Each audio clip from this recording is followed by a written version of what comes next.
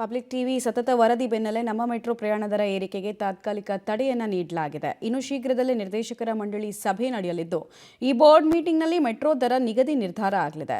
ಸದ್ಯಕ್ಕೆ 5% ದರ ಏರಿಕೆಗೆ ತಡೆ ನೀಡಲಾಗಿದ್ದು ಮುಂದಿನ ದರ ಏರಿಕೆ ಮಾಡಬೇಕಾ ಬೇಡವಾ ಅಂತ ಸಭೆಯಲ್ಲಿ ಡಿಸೈಡ್ ಆಗುತ್ತೆ.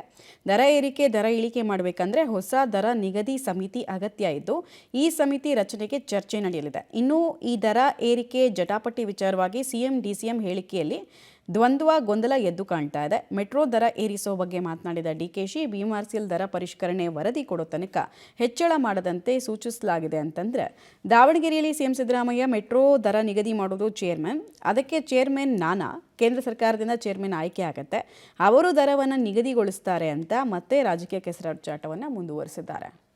ಇವತ್ತು ಮೀಟಿಂಗ್ ಮಾಡಬೇಕಾಯ್ತು ಅವರು. Why did not make the meeting? So ಇದು ಮಾಡಲಿಕ್ಕೆ ಸಾಧ್ಯ ಇಲ್ಲ. ಸರ್ಕಾರ ಅವತ್ತು ಕಮಿಟಿ ತೀರ್ಮಾನ ಮಾಡ್ತು, ಅವ್ರ ಪಾಡವ್ರು ಮಾಡ್ಕೊಂಡು ಹೋಗ್ತಾ ಇತ್ತು. ಅವ್ರಿಗೆ ಇದು ಯಾವ ಥರದಲ್ಲೂ ಇಲ್ಲಿ ಇಂಟರ್ಫಿಯರ್ ಆಗಲಿಕ್ಕೆ until a new fixation committee is been form, the central government or any other officers of this are not eligible to interfere, involve. This central government paper ಇದಕ್ಕೇನು ಕಿಮ್ಮತ್ತಿಲ್ಲ, ಅವ್ರು ಕಳಿಸಿರೋ ಕಿಮ್ಮತ್ತು.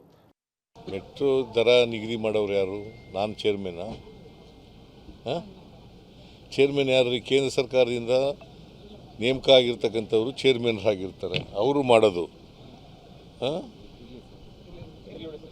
ಅವರು ಮಾಡ್ತಾರೆ.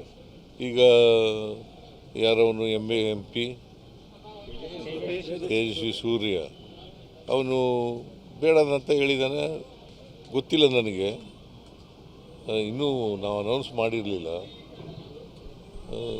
ಏನು ಮಾಡಿ ಗೊತ್ತಿಲ್ಲ ನನಗೆ. ನಾನು ಅಂತ ಹೇಳಿದ್ದೀನಿ, ನಾನಂತೂ ಬಸ್ ಎಂಥದ್ದು ಮೆಟ್ರೋ ದರ ಏರಿಸಿ ಅಂತ ಹೇಳಿರಲಿಲ್ಲ.